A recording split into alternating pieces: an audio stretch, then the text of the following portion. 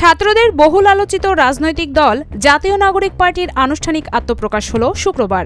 দলটির পদপদবি যারা পেয়েছেন তাদের মধ্যে অন্যতম চমক ছিল ডাক্তার তাসনিম জারা। স্বাস্থ্য বিষয়ক কন্টেন্ট ক্রিয়েটর হিসেবে বাংলাদেশিদের কাছে ব্যাপক জনপ্রিয় এই তরুণী পেলেন জ্যেষ্ঠ যুগ্ম সদস্য সচিব। ডাক্তার তাসনিম জারা বাংলাদেশে একজন বিখ্যাত এবং জনপ্রিয় ডাক্তার। তিনি ন্যাশনাল হেলথ সার্ভিসে ইংল্যান্ডের একজন ইমার্জেন্সি মেডিসিন ডাক্তার হিসেবে পরিচিত। তিনি অক্সফোর্ড ইউনিভার্সিটিতে এভিডেন্স ভিত্তিক হেলথ কেয়ার থেকে মাস্টার্স সম্পন্ন করেছেন। তাছাড়াও তিনি ক্যামব্রিজ বিশ্ববিদ্যালয়ের একজন ক্লিনিক্যাল সুপারভাইজার হিসেবে নিয়োজিত। তিনি বাংলা ভাষাভাষীদের জন্য চিকিৎসা বিষয়ক কন্টেন্ট নির্মাণ করে জনপ্রিয়তা অর্জন করেন এবং ব্রিটিশ সরকার তাকে ভ্যাকসিন লুমিনারি হিসেবে স্বীকৃতি প্রদান করেছে। তাসনিম জারার ইউটিউব চ্যানেলের সাবস্ক্রাইবার প্রায় 4.5 মিলিয়ন আর ফেসবুক পেজের ফলোয়ার 5.2 মিলিয়ন।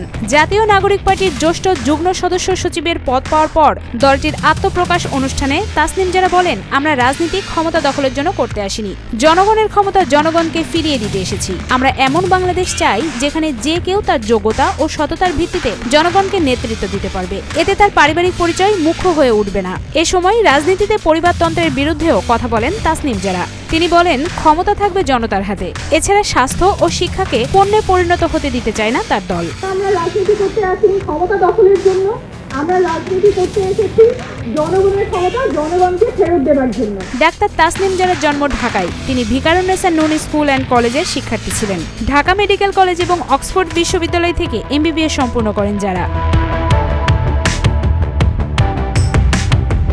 জুলাই আন্দোলনের সময় তাসনিম জারা আহতদের চিকিৎসা সেবা দিয়ে সর্বমহলের প্রশংসা কুড়ান। তিনি জুলাই শহীদ স্মৃতি ফাউন্ডেশনের হয়ে আন্দোলনের সময় কাজ করেন। তাসনিম জারা মূলত যুক্তরাজ্যে বসবাস করার সময় থেকেই বাংলাদেশি কিংবা বাংলা ভাষাভাষীদের কাছে ব্যাপক জনপ্রিয় ও গ্রহণযোগ্যতা অর্জন করেন। তার স্বাস্থ্য বিষয়ক টিপস সাধারণের মাঝে ব্যাপক সাড়া ফেলে।